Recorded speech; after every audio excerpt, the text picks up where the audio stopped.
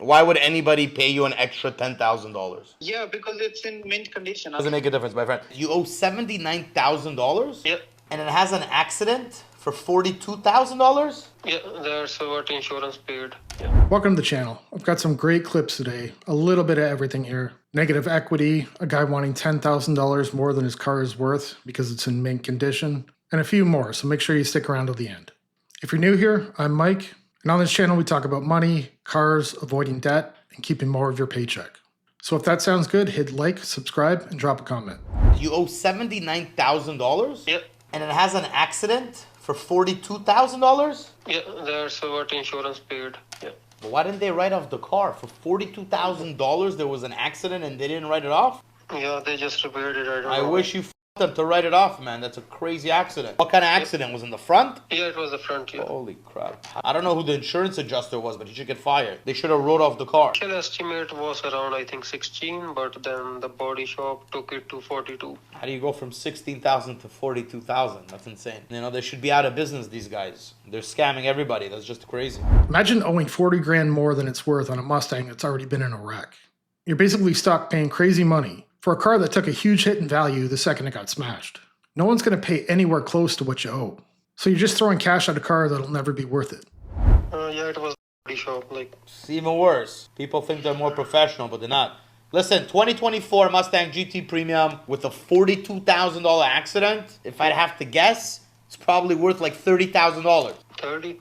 Maybe 35,000. Maybe if I get lucky, I don't even know. It's so hard to put a number on it because the accident is such a big amount. I have to double check, but either way, you're in the negative. Talking about 40,000 or more. Okay, no reason.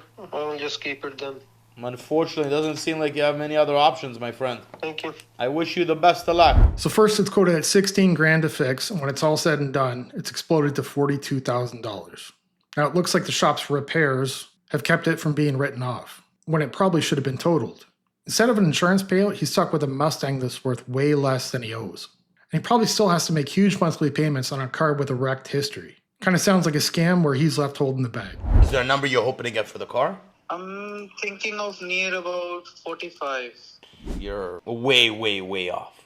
How did you get that number? I know the car is not that expensive now, but I bought it for 59. Yeah, but it doesn't matter what you bought it Yeah. for. It matters what it's Yeah. worth, right? You could have. It's just the maximum loss that I can think of having on a car in 1 year. That's not how it Yeah. works, and I don't mean to cut you off. I'm not in the business of wasting time. There are a lot of people that think a car is worth what they paid for it or what's left on the loan. But the market doesn't care about that. The real value is what somebody's willing to pay for it today. You could owe 50 grand on a car that's only worth 30. The bank doesn't eat that difference. You do. That's how people end up upside down on their loans without even realizing it. If I go on Auto Yeah. Trader right now, I could buy the Yeah. same car for $36,000 retail. Why would anybody pay you $8,000 or $10,000 more? So what's your best offer? No, but if one is selling for $36,000, why do you think you're gonna get $45,000? And not one. I'm talking about there's 30 of them, 40 of them, more. Between 35 to 37,000, there's tons of them.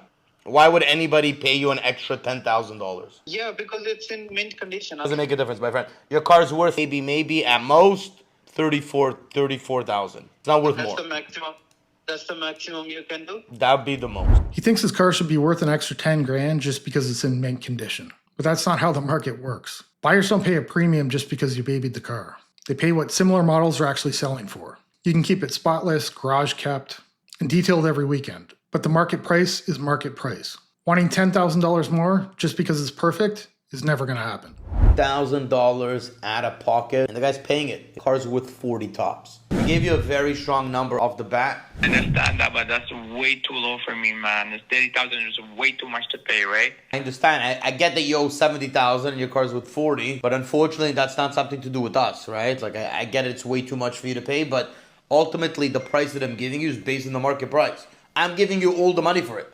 Your car retails literally 42, 43 grand. Can I meet like in the middle or so? I can't even go up 500 bucks. There's no room in it. Thing is, it's not like you have like a very nice option C43. It's base. No options. Some people just don't understand you can't get more for a car just because you owe more on it. The loan balance doesn't change the market value. Buyers only pay what the car is actually worth. Owing 50 grand on a car that's only worth 30 doesn't increase the value. It just means you're stuck covering the difference. Nothing. 2 hours later. You have to pay me the difference and then I close your loan. So give me by just 2 days, okay? I'm gonna try to leave work tomorrow.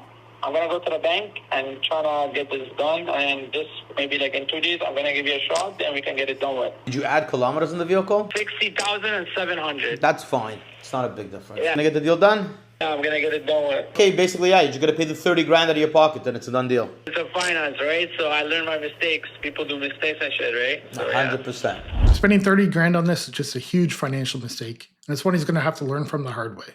It's this type of financial decision that can haunt you for years. Big payments, negative equity, and money that could have been invested or saved. Hopefully this serves as a lesson to him. Think carefully before sinking that much into a car. Because once it's done, the cost isn't just the price tag. It's the impact on your financial future. Long story short, your car's not worth a whole lot. Porsche Cayenne, what year is it? Macan, bro. Oh, Porsche It's Macan. 2015. And what's wrong with it? It's making some kind of ticking noise in the engine. It has problem with the timing chain. I think it's a common problem with them. It is, I think. Give me a second, let me call my mechanic.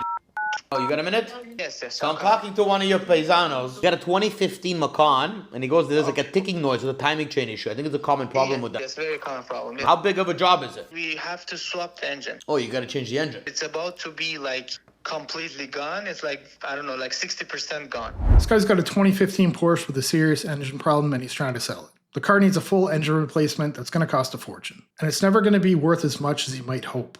Spending big on a car without thinking about repairs or depreciation can come back to bite you. Long story short, your car's not worth a whole lot. You gotta go find an engine, swap it, it's a whole headache. 5 Gs, I'll probably buy it. I don't really care to buy it.